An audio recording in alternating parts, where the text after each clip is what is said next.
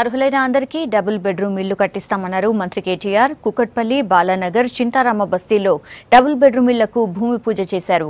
2019 లోపు ఒక హైదరాబాద్లోనే 2.5 లక్షల ఇల్లు కట్టిస్తామన్నారు కేటీఆర్. సంగారెడ్డిలో రాహుల్ గాంధీ చేసిన విమర్శలకు కౌంటర్ ఇచ్చారు.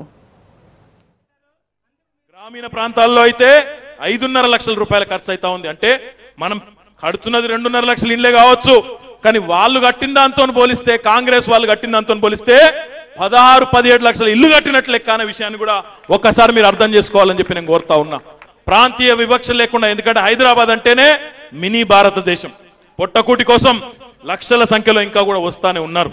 హైదరాబాద్ గొప్పతనం ఏంటంటే ఎవరు వచ్చినా, ఏ ప్రాంతం నుంచి వచ్చినా కడుపులో పెట్టుకుని ఆదరించే మహాగుణం ఉన్న నగరం మన భాగ్యనగరం హైదరాబాద్.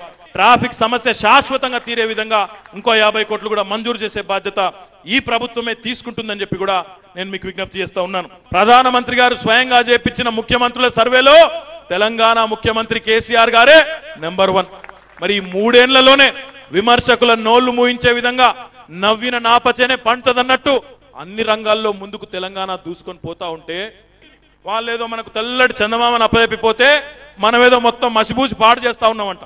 ఈ 3 ఏళ్లలో కేసీఆర్ గారి ప్రభుత్వం మొత్తం ఆ దగా చేసిందంట, అన్యాయం చేసిందని చెప్పి గొంతు చించుకొని పోయినాడు ఒక ఆయన.